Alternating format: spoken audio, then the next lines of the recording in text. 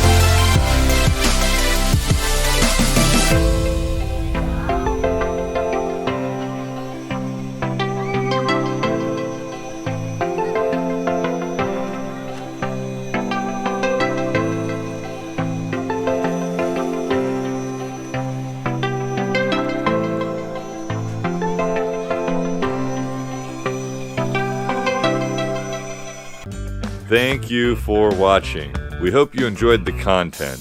Please remember to like and subscribe. Smash that notification bell so you don't miss out, and we'll see you all next time.